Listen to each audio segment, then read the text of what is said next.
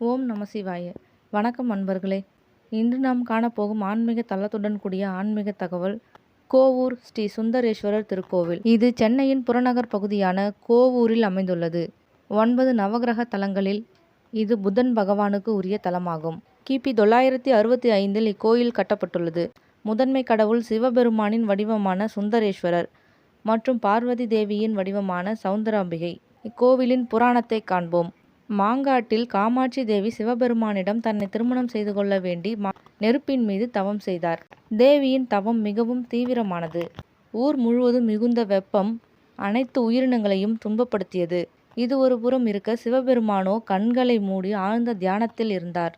அதனால் இவற்றையெல்லாம் அவரால் உணர இயலவில்லை. ஆகவே அனைத்து முனிவர்களும் தேவர்களும் தவத்தின் வெப்பத்திலிருந்து உலகை காப்பாற்ற விஷ்ணு பகவானிடம் வேண்டினர். விஷ்ணு பகவான் மகாலட்சுமி தேவியை உலகை காக்க சொன்னார். விஷ்ணு பகவானின் ஆணையை ஏற்ற மகாலட்சுமி தேவி இங்கு வந்து பசுவின் வடிவில் சிவபெருமானை வணங்கி உலகம் காக்கப்பட வேண்டும் என்று அவரது கண்களை திறக்கும்படியும் வேண்டினார். மகாலட்சுமியின் பிரார்த்தனையில் மகிழ்ந்த சிவபெருமான் கண்களை திறந்தார். அதன் பிறகு அந்த இடத்தின் வெப்பம் குறைந்து குளிர்ச்சியானது. மகாலட்சுமி பசுவின் வடிவில் வழிபட்டதால் இத்தலம் கோபுரி என்று அழைக்கப்பட்டது. கோ என்றால் பசு என்று பொருள். பின்னர் கோவூர் என்றானது. இத்தலம் சென்னை போரூரிலிருந்து குன்றத்தூர் செல்லும் சாலையில் உள்ளது. குலோத்துங்க சோழனால் கட்டப்பட்ட பிரம்மாண்டமான சிவன் கோவில் இதுவாகும். இக்கோவிலில் சிவபெருமானும் பார்வதியும் மிகவும் அழகாக இருப்பார்கள் என்று கூறப்படுகிறது. அதனால் சிவபெருமான் இத்தலத்தில் சுந்தரேஸ்வரராகவும் பார்வதி தேவி சௌந்தராம்பிகையாகவும் பெயர் கொண்டு அருள்பாலிக்கின்றனர். இக்கோயிலின் சுந்தரேஸ்வரரை வழிபட்டால் பல்வேறு வகையான நாள்பட்ட நோய்கள் தீரும் என்பது ஐதீகம்.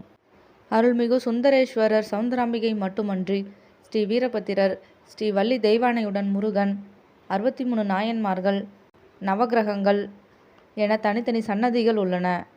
தியாகராஜர் ஒரு முறை திருப்பதிக்கு பல்லக்கில் இவ்வழியே செல்லும் பொழுது கோயிலை பார்வையிட்டபடியே கடந்து சென்றுள்ளார். அப்போது சுந்தரேசன் என்னும் உள்ளூர் தலைவர் ஒருவர் பாடல்கள் இயற்றும்படி தியாகராஜரிடம் கூறியுள்ளார். ஆனால் தியாகராஜன், நான் கடவுளை தவிர யாரையும் புகழ்ந்து பாடல்கள் இயற்ற மாட்டேன் என்று மறுத்துள்ளார். கோவூரை விட்டு புறப்பட்டு சென்றுள்ளார். அவர் புறப்பட்ட சிறிது நேரத்தில் கொள்ளையர்கள் அவரது பல்லக்கை தடுத்து நிறுத்தியுள்ளனர். அவரை மேலும் செல்ல விடாமல் தடுக்க அவரது பல்லக்கின் மீது கற்களை வீசி எறிந்தனர். அவரையும் தடுத்து நிறுத்தினர். தியாகராஜர் தான் கொள்ளையடிக்கும் அளவிற்கு பெரிய பணக்காரன் இல்லை என்றும் திருப்பதிக்கு யாத்திரை சென்று கொண்டிருப்பதாகவும் அந்த கொள்ளையர்களிடம் விளக்குவதற்காக பல்லக்கிலிருந்து கீழே இறங்கினார். கொள்ளையர்கள் தியாகராஜரின் அருகில் வந்து தங்கள் மீது கற்களை வீசி தாக்கியவர்கள் யார் என்று கேட்டனர். பல்லக்கை ஏந்தியவர்களைத் தவிர வேறு யாரும் தங்களுடன் இல்லை என்று கூறினார் தியாகராஜர். ஆனால் தியாகராஜரை காப்பாற்ற 2 வாலிபர்கள் தங்கள் மீது கற்களை திருப்பி வீசியதை பார்த்ததாக திருடர்கள் கூறினர்.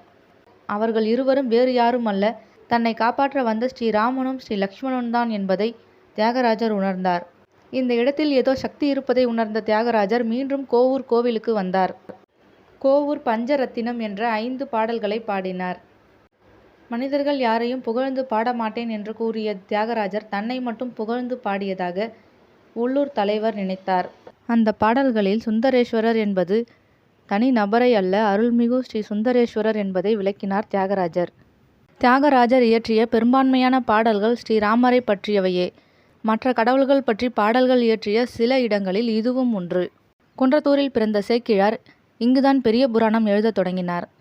இக்கோவிலின் தலவிருட்சமாக வில்வ மரம் உள்ளது. தீர்த்தம் சிவகங்கை தீர்த்தம் என்று அழைக்கப்படுகிறது. சென்னையை சுற்றியுள்ள நவகிரக தலங்களில் புதன் தலமான கோவூர் ஸ்ரீ சுந்தரேஸ்வரர் சௌந்தராம்பிகை கோவிலை பற்றிய சுவாரஸ்யமான தகவல்களை பார்த்தோம்.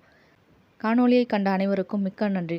அடுத்த காணொளியில் மற்றொரு கோவிலின் சுவாரஸ்யமான தகவல்களுடன் சந்திப்போம். நன்றி.